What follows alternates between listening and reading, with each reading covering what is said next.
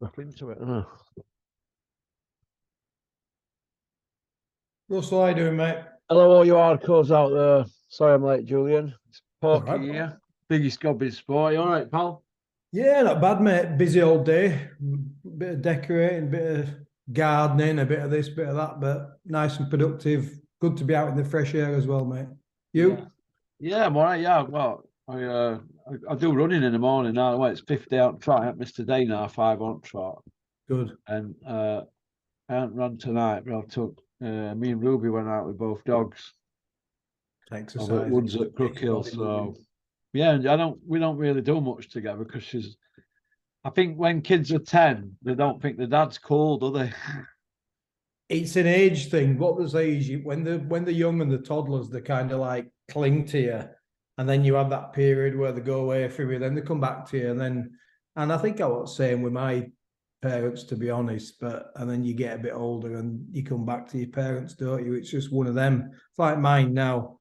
They're all off here, there, and everywhere. You know, me and my ex-wife, we kind of share access, but there's no access because they just come and go as they please, and we never really truly know who's got them. Yeah, well, you know what? If you don't have them conversations, it's very rare I have like a conversation with, I suppose, either of them. I Yeah. never really have that for long. For long, is it? I don't know. You're walking through this woods, and I'm like talking away. She just, I don't know. I think I'm out of date. I think I don't know. Kids surprise you as well, don't they? Because it is a truism that children are a lot brighter now than when we were younger because there's more information out there. Mm. There's different ways of learning. But my kids, like they get into conversations with them all, and they're quite worldly. I mean, they're older than yours. Obviously, my youngest is 15. I got one at 18, one at 22, and one at 26. But they're all bright in their own way. But kids these days are just so forward. Technology is their friend. I find myself being a little bit behind the times with quite a lot of things, even like the language and the lexicon that they use. But it's for me, it doesn't matter. It's about basic principles. I still live my life by the basic principles that my parents taught me. Mm. 3 or 4 principles. You'll hear me say them and quote them on this channel. And I think that's important. So you keep having those little moments with them both together, one Oh, on well, your one. kid says to your dad, "Can you tuck your laces in?" I said, "Why? They look like dicky bows." Like what? Yeah. Yeah. You turn into your parents when your kids are going out with just a t-shirt and you're like, you're going to put a coat on, you'll catch your death of cold in that. And then it just comes out of your mouth and you think, oh God, you know. Oh, my little girl says to me today. She came to the factory with Reg. And she said, "That car you've got's not cool because that estate BM, it's not cool." So she says that car there is cool. My old black Merc with all the sides scraped down. It's under the roof under window at the factory. They've got it next door and they're gonna paint Right. it. Ben's gonna paint it. She goes, "That's cool. It's my old car." She says, "Yeah, that's better than that." But you can't It's win, can you? No, you can't. My kids loved my cars when I was younger because they'd be at junior school and I'd pull up in Subaru Impreza and all lads had come to Mm. railings and shouting out to my kids, Kelsey, going, Scooby, Scooby, give it some. And they're all like that. And then even though I got a One of them Golf, dicks wheel spinning outside school is dropping your kids off to. no, God, no, no, mate, no, no. I've always been like pretty sensible with it, but yeah, because I was, I've tried to remain cool. The dad who coached British champions, the dad who's got Subarus, RSs, etc. But I think I've lost any coolness that I thought I had or had. I'm no longer cool now, mate. As I said, I've been out gardening today, painting. I'm definitely not cool now, mate. I'm not. If you, my kids, they'll just soon tell you, don't they? So that's uncool. Oh yeah, Dad, don't wear that, Dad. Those It's like trainers. that guy who'll give me that, innit? I don't know. People say it's uncool, but I've nearly read it. Have you? Hard read though. Like, yeah. Yeah, yeah. Right, Just kid who give me. He had loads of these in his house. You're right into stuff like that. But I thought I'd read it and try and figure out what was going on through his mind before he ended up when he prime minister He or were, politician or something, it wasn't was, it was ultimately, it was insane, wasn't it? It was. Yeah, but he started out with that book, didn't he? That was the first book he did it, before he got famous.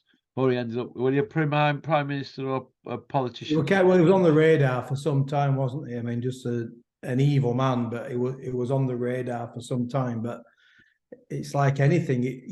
The one thing I know, there's always a difficult thing to discuss is something like that. But people like that, just like Putin, they get people to follow them, don't they? Yeah. And obviously they've got propaganda and they brainwash people and they indoctrinate people and they get people to follow them. Either people like people on social media, innit? I'm not going to mention that. Oh, There's a few in there on social media that you have and I talk about this all the time. I mean, you're on social media, I'm on social media, but what I don't believe is I don't believe it makes me any kind of celebrity or famous or not whatsoever. But there's so many people on social media. It's funny actually. Me and a good mate of mine, Stuart, we're back and forth with audios like you and I do, and we chat about social media all the time. And we were talking about a few people we know and a few people who are kind of online all the time. And there's actually quite a lot of insane people on social media, genuine people who are delusional, who I think 30, 40, or maybe 60 years ago, they'd have been sectioned. You know, they're so far away from reality, they actually would have been sectioned. And it's a dangerous thing because it makes people think they're more talented than they are, they're more popular than they are. And I know some boxers, I don't want me to detail, they say, I've got 30,000 followers on Instagram. And I'd just say, you don't sell 30,000 tickets. What are you trying to tell me?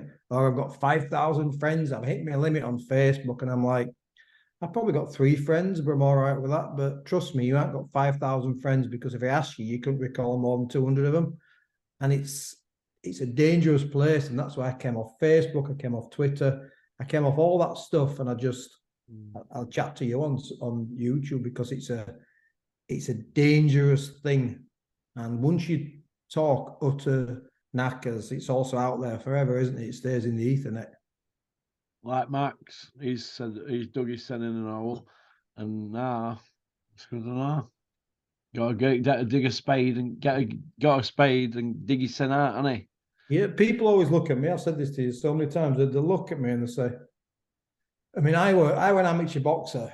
I know average, but you know, because I know a lot of people and I've got videos of some of my fights, but not all of them. In 1986, there weren't many videos and there were no digital cameras or phones. But I'm always quite honest about it. And I could have probably fabricated, yeah, I won a national title and I could have fabricated it, and no one could have ever disproved it because records didn't go back that far. But I would have never done that because you're just lying to yourself. And you're also insulting people who you know by, I'm not relating this to Max, by the way, I'm just talking about myself. You're insulting people that you know, and it's just like, people say, how many fights did you have, Jules? Go, 14. Did you win them all? I'm like, no, I lost 6, won 8. Just dead honest. And people either find honesty refreshing or they think that it unnerves people, it disarms people. Why did you go professional, Jules? No, I don't think I was good enough. And it just unnerves people. And you've got to know yourself, haven't you? You got to, Dirty Harry, Clint Eastwood, you know, a good man knows his limitations. And I think it's really important that we all realize, you know, we've all got a place on the planet. But my dad always said to me, back to what we said earlier about things from your parents, he always said to me, son, you're not special, but you're special to me. But this is the problem with social media. I know we're kind of deviating, but what we dad have made of social media, Julian? My dad, they tried to get him. I mean, he passed away just over 2 years ago, and about 7 or 8 years ago, my mum tried to get him a phone. So she got him a basic phone, and he couldn't get his head around it. He says, I don't want one. Why do I need a phone? I've got a house phone. It's in the kitchen. And he couldn't have coped with social media. He couldn't have coped. My dad was an ex-miner, and it was a tough man. You know, it was a fighting man. That's not from my dad's mouth. That's from all my aunties and uncles and friends, mates, dads who said, "Oh, you know, hardest kid at high school with your dad." Cocker estate, like Cocker Fishers were your dad. He was Kez. Yeah, He was our Judge Cocker estate. Judge Cocker Estate. And my dad was a kind of tough man, but he was also sensitive and gentle in many ways. But he couldn't. My dad couldn't do bullshit. People just talk nonsense. They couldn't be in his company. So he brought us up level-headed, and it was what it was. It was a minor, did the strike in '84, brought up. Did you do that in '70s as well? I'm talking '70s, early '70s. Yeah, I'm trying to. There was a period of time where he left the pit for about 3 or 4 years. One of them might have been during the strike. So he worked down the pit, and then he took a job in a woodyard, a place called Ruscross in Dewsbury, and then he went back down the pit in Charleston Colliery, I think he went in. Or might have been 1980, but he had about 3-4 years out. But he did the strikes. That's Wakefield, isn't it? That, isn't it? Charleston, Pontefract. Charleston, yeah. Is it near Crofton? I don't really know Crofton that well, but I just remember when he was on the sick, which he on the sick quite a bit. He had a very poor ailing health. I used to go over to him to the pit, or with my brother as well. They used to collect your wages then, didn't you? You didn't get paid in the bank. You got a wage packet, didn't you? Cash in a wage packet. And I used to go over. That mother's waiting there as well. Wife's waiting for him outside pit. Yeah, and he used to say to me, my dad, he would go over at Vauxhall Viva or Morris Marina, and he'd say, "You see him there? That's Dougie Morgan." I'm like, "Who's Dougie Morgan?" He'd say, "Prop forward for so and so." Proper. They used to play with just professional rugby players then. They worked out pit. They didn't, they didn't have sponsorship, and that wasn't full time. And he also just big tough men down pit, and he also used to go down pit with my brother's got a photograph with. Remember King Kong Kirk, Mal Kirk, the wrestler.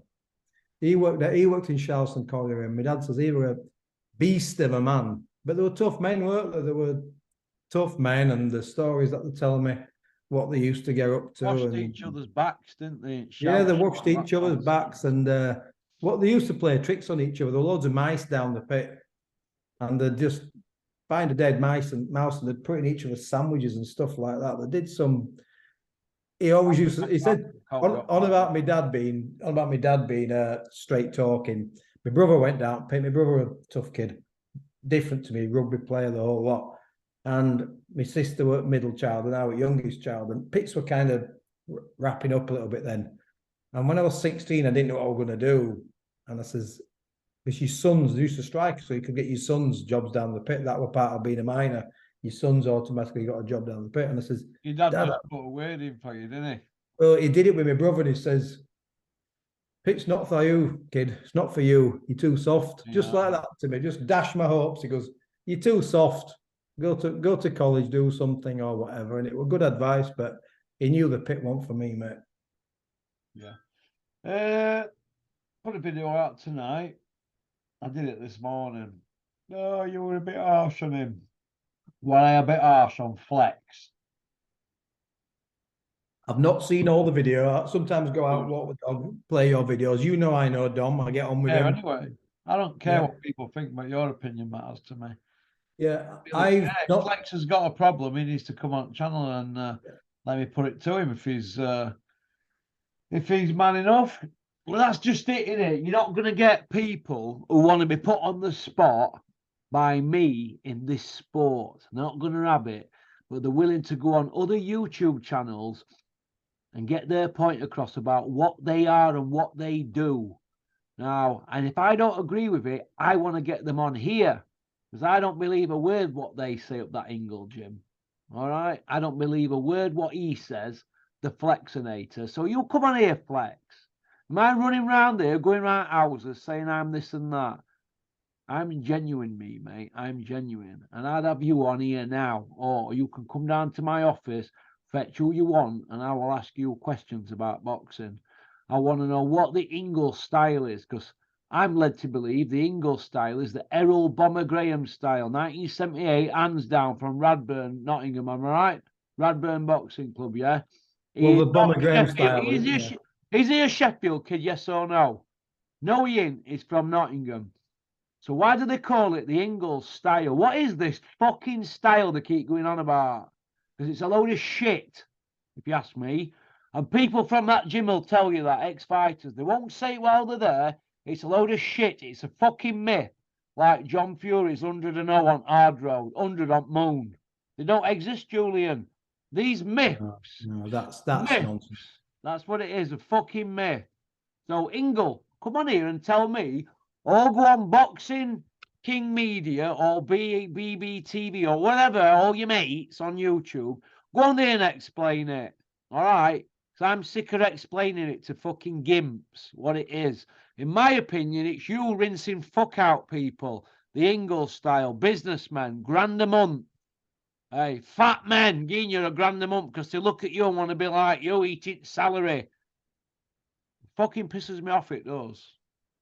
Yeah, it's one of those. Look, I've said before about Dom. I know him. I've Too always many got slip through fucking net in boxing who think they know what they're on with. He's never had a fucking fight in his life. Do you know who is he? Boxing promoter, next Asher's partner.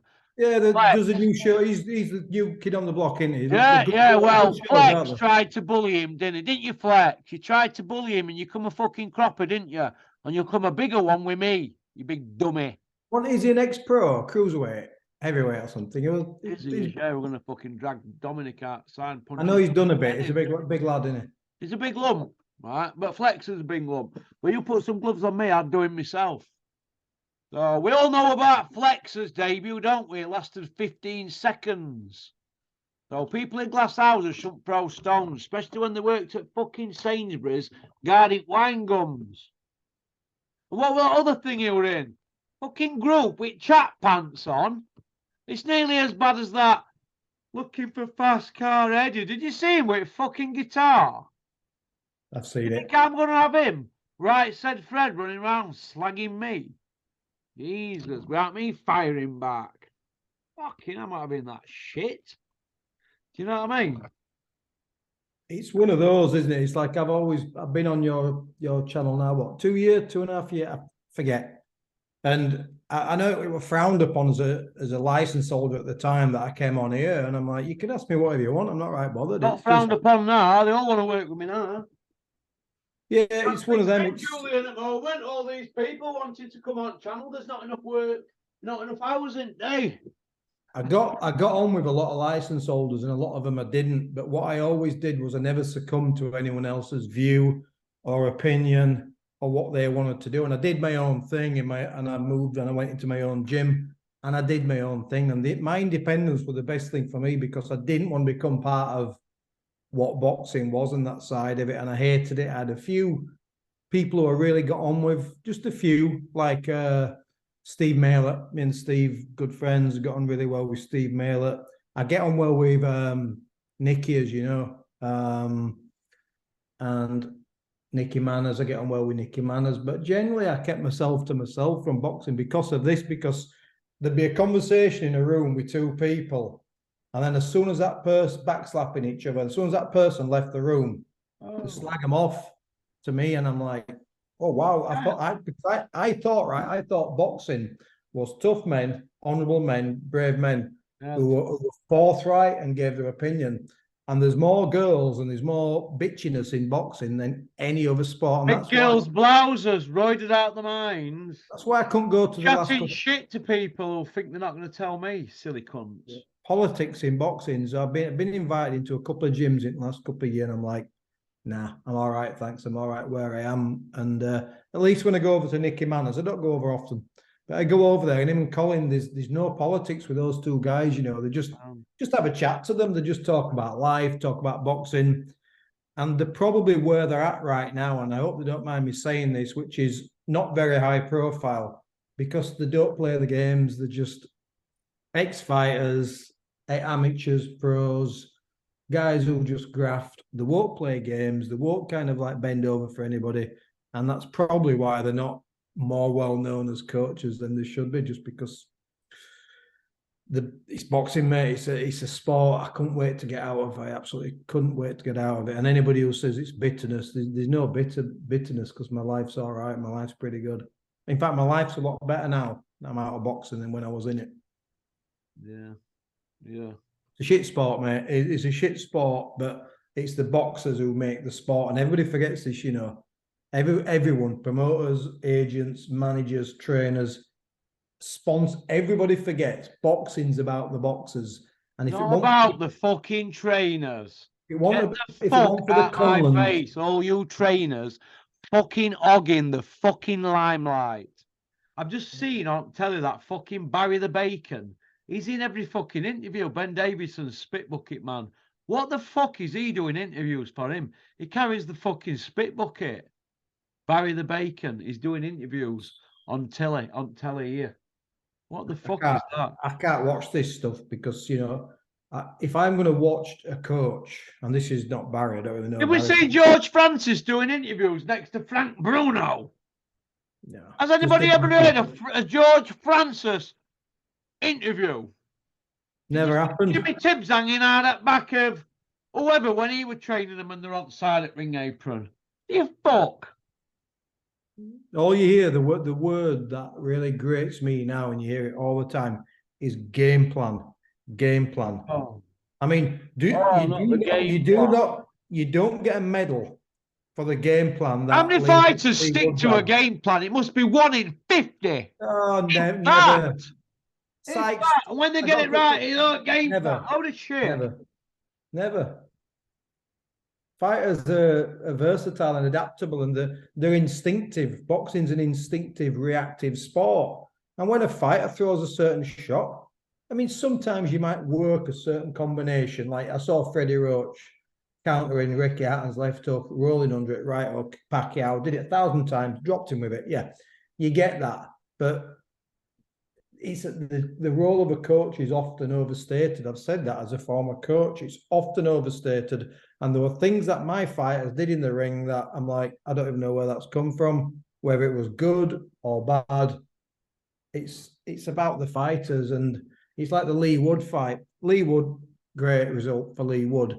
But what else? How else is Lee Wood going to approach that fight than how he approached it? You don't need to be a genius to figure out that's how you beat Lara, especially a Lara who's really doesn't look like he's put the graft in, and his feet are slower than anything I've ever seen. So Lee Wood did exactly the right thing, and I'm not going to start bowing down to the coaches. Time, but he didn't get caught, did he? Yeah. Well, Lara didn't have that kind of bit between his teeth, and he just didn't have no snap about his work. There was no.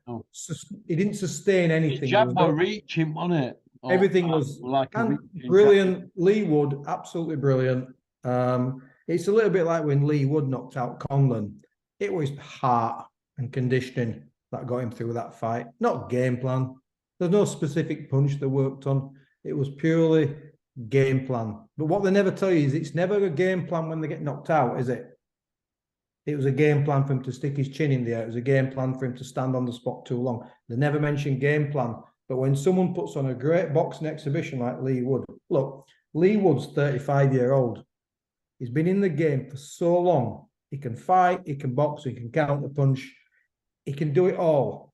So Lee Wood just switches into a certain mode, a certain gear to adapt. Good fighters are adaptable. But let's not pretend that we're learning the likes of Lee Wood how to box at 35 years old, because it's nonsense. It's rubbish. Lee Wood's an highly skilled amateur, isn't he? Lee Wood's good amateur, good kid, good pro, had a couple of hard losses, and he came up trumps at the weekend, and it couldn't happen to a nicer, more dedicated guy. But it was, you know, it is a team effort, but ultimately, once you're in that ring, and Lee Wood said that himself, soon as you're in the ring, it's just the fighter. It's just the fighter. Yeah, all that hype about teams and this and that, end of the day, it's one person in there, isn't it? That's the reality of it. You know, it's, you know, the best thing I can always remember, when I was as a coach, I coached for a lot of years. Hopefully I've made some difference to some kids over the 20-odd year I've been coaching. But what I always think about is myself. Did any coach who was in my corner as an amateur ever give me any advice in between rounds that turned the fight around? I was thinking about that the other day, and I was thinking, I don't even remember what any of them ever said. You just react to stuff. You're a boxer, you react to stuff. You throw a shot, you catch the guy, you don't catch the guy. He goes down, he stays up. It's kind of like, you know, common sense. He runs at you, you're a boxer, you box him. He walks away from you, you walk him down. You look for that opportunity. But I don't remember any sound piece of advice, and that's not dissing Mark Tate and Keith Tate. I don't ever remember a sound piece of advice in the corner that I thought, right, I'm going to try that, and it worked. You just do what you do. Instinct, isn't it? It's instinct. I've always said it to you every time I'm on here, Russell. It's a. When Sykes beat Andy Morris when they threw whatever, with 1,300 punches. That was unbelievable. Each, yeah. Yes, he was just throwing for the sake of throwing, wasn't it? Well, when he beat him, was that instinct, or did he just do what he does best? He just did what Sykes did. He was an ABA champion when I got older. Julian, you missed it. Why didn't you just come out and say, wait, what game plan? Fucking wasn't the game plan, mate. Pardon my French. It wasn't the game plan. Don't worry about it. I'll just have to knock swear button off on this one because I fucking really went for it today. Do you know what? I have had kids and we're losing records and worked with them to take them to national titles. There was one kid in particular who was 3 and 5, won a national title with me, but he had it already. He just had to bring it out of him. And sometimes as a coach, it's more about just the kid liking you and working with you and believing in you and turning up for training and feeling comfortable. And 1,000 things have to be right for people to win championships or win British titles, you know. But I'm not saying there's no role for a coach, but it's like you've got the Eddie Futchers and the Ray Arcells and those real encyclopedias of boxing, like you say, in the 70s, 60s, 70s, 80s, the George Benton, those type of coaches. And they just did it in such a quiet way, didn't we? And now we've just got Instagram coaches who are just everywhere. And if you turn IFL, Boxing King Media on, all you hear is from the coaches. You never hardly hear from the fighters. Have you seen Spencer Fearon lately, aka Malcolm X? Big Malk's doing interview after interview after interview. I've got people coming up to me saying, "Is Big Malk training Dubois?" I said, "No, it's Don Charles, isn't it?" Oh, well, we thought it was Big Malk. Because Big Malk looks like he's frontman for Dubois now, doesn't he? You know, spokesman. Could you imagine Ray Arcel doing that or Eddie Futch? People just get themselves into situations to stay relevant, don't they? It's That's exactly. And if Dubois gets flogged of Usyk, you'll see him disappear and then look for another meal ticket. Watch this space. well, you do, don't you? And we've seen it with other coaches. I'm not digging out. Oh my God! I'm not digging out Davis such, but give me the names. None you of know, these lot in boxing bother me. I've come to the conclusion now that it's just a load of shithouses with no bollocks going on about fighting, but not really fighting. Just talking a load of shit. Grown men chatting shit. Dennis as well. He's one of them. Got some at bubbling. Fucking do me a favour. It's a load of old men, and they're all getting older. Just chatting a load of shit. That boxing. you got a really That's good point. what this is at the moment. We've got an heavyweight fucking division parked up. Parked up because they've got a slight chance of some money from Saudi. Greed. But what have we got? We've got Eddie Hills, the Iceman, with all these DAZN billions. Where the fucking hell are these billions? They're not there, mate. Because if they were, he wouldn't be fucking begging in a Saudi with begging bowl, Oliver Twist job, would he? He wouldn't be doing that, would he? Where's his fucking billions? They're not there, mate. It's embarrassing. It's just embarrassing. I don't know what Rocky Marciano would make of boxing today. It is embarrassing. What with people like Steffi Bull running around with orange armpits, they think they were all freaks. I know my dad would make get some deodorant under them. I know what my dad would make of it. It just, like I say, just you did right to get out, son. Just get out. And it's just that I've said this to you before. Yeah. There's nothing worse than like people talk all the time. It's like I don't want to hear. Same with boxers. Any boxer who I've worked with over the years, past or present, what I don't want to hear are the words of gonna, I'm gonna, I could, I should, I would, I might do, I think. I don't want to hear all those things. I used to just say to them, see you tomorrow at gym. Well, I think I'll be down there. You turn up or you don't, and it's people are always gonna do something. They're always gonna do something. And they never do they? I mean, Tyson Fury, I mean, how many names have come out of that man's mouth in the last week and a half? 9 people. I've got it all wrote down here. I'm not even going to do videos of them all because it's just chatting shit. Pointless. sake of chatting shit, and he's got into such a routine of chatting it now that it's become the norm. So everybody buys into this. You can't say anything. It's fighting If so you- and so. So it's come from his mouth.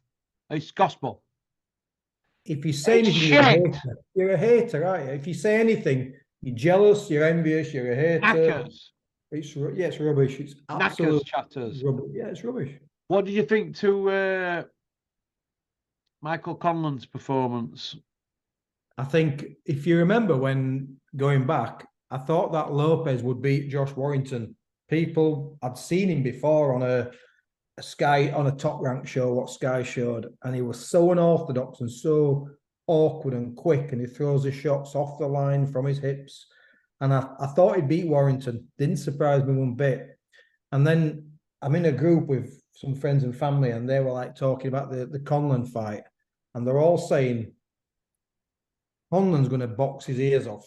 And I'm thinking, I'm not so sure about that. Don't write Lopez off. And Conlan, whatever you say about him, at the absolute elite level, is not delivered. It's been a pretty disappointing pro career, actually. If you look at Conlan's, Fought it wrong weight though, hasn't he? Let's have it right. yeah, it has. But if you look at Conlan compared to what he should have delivered as a professional with his pedigree, absolutely scandalous decision in the Olympics. Should have won He's Olympic gold, robbed. Yeah, should have got gold, absolutely robbed. What did he end up with? And look at him now, and I thought Lopez. Did he get silver or none, or didn't he get any? No, he didn't get anything. I He don't. was favourite though for gold, wasn't he? He was favourite for gold, wasn't he? And I think it was this. I might get it wrong. It might be the quarters he got beat. I forget, but it was a shocking decision. They were a massive favourite, and then he was favourite to win a world title when he turned pro, wasn't he? And then he got the American bandwagon and ballyhoo, but ultimately, I think he throws too many punches and gets too involved for the lack of firepower and the style that he's got. I'd like to see more patience from him. It was letting his hands go, and he was on the end of everything. And Lopez was catching him with long left hooks over that southpaw right hand, and he's dangerous. And then after the third round, I was watching it over at Anna's, and I just says, this kid's going to take him out. He's walking onto everything.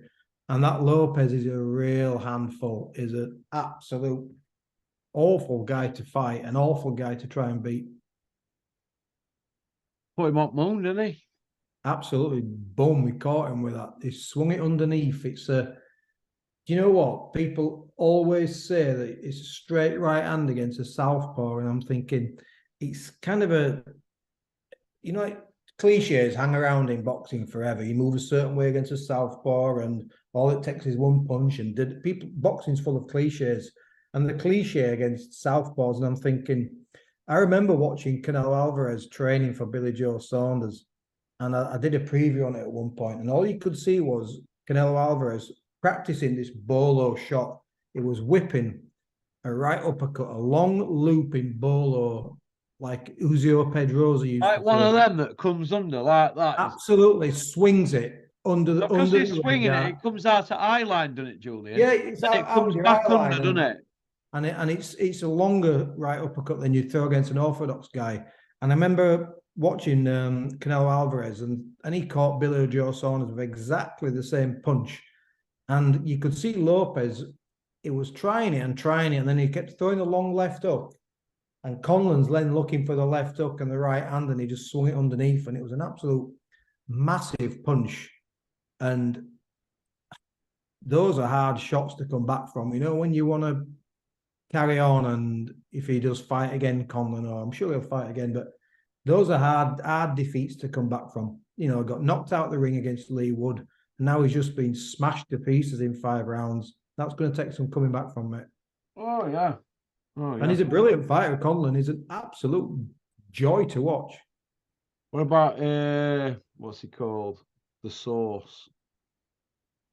Lawrence Okola. The fucking Sauce. I mean, I'm just thinking, Russell, we're going to do one part. If you want to send another on, we'll do Yeah, I'll send you a link. Is it going to go off? Let's have a look. Oh, we've got 3 minutes left. Yeah. We've got 3 minutes. Let's talk about Lawrence Okola on the next one, because I've got quite a bit to say on that one. I'll send you the Sauce, the fucking sorcerer. I've got quite a bit to say on that one. Why are you still wiping up the shit that he left in middle at ring? Just, I did say at the time, didn't I? I'm like, I never got it. I never got that the guy was world class, and this is the problem with people winning manufactured, delivered WBO or whatever belts. When they win these belts, Do we even count the fucking WBO anymore now? I mean, fuck. I'm struggling with the WBO massively because You know what? Frotch always used to say to me, yeah, but we don't count WBO, do we, Porky? I'd say, no. a lot of people don't, you know, they Yeah. just, it was the last Ring one to Magazine come. did they till 98? Did they? And people will always cite a WBO champion who was a great fighter and say that he was a WBO champion, but there's just something for me. Maybe it's coming in with 1988. There's something traditional in me that's like hates it. And we know the WBA is corrupt, but the WBO just always, that and the IBO, they just seem like lesser belts from. I don't know. There's too many belts. WBC and IBF at main belts, aren't they, really? I always tend to think, The you know, others, we don't even count them, do it, rest? The I'd always WBA, want, if I had a WBO. fighter in I boxing, like IBO because I met Ed Levine, but Ed, yeah. fuck you, it's a shit house fucking operation you've got. No, it's they're not belts. The first thing I apologise, Ed. No, fuck you, Ed. Anybody who wins an IBO belt, the first thing that comes out of the mouth is, hopefully now. Manny Pacquiao had one. Hopefully that puts me out there, so now I can challenge for a world title. I'm thinking, well, it's a world title, or it's not. And it's almost like even people who win IBO belts don't even recognise them as belts. Look, IBO is not a bad organisation, but what it is, they need to start calling mandatories. And all of these organisations just need to get a little bit tougher and then have a little bit more respect, wouldn't they? Instead of fucking rolling over to promoters every 2 minutes. I think, yeah, and I also get frustrated with them by always saying that we allow unifications to take precedent and mandatories have to come wait, like the heavyweight situation.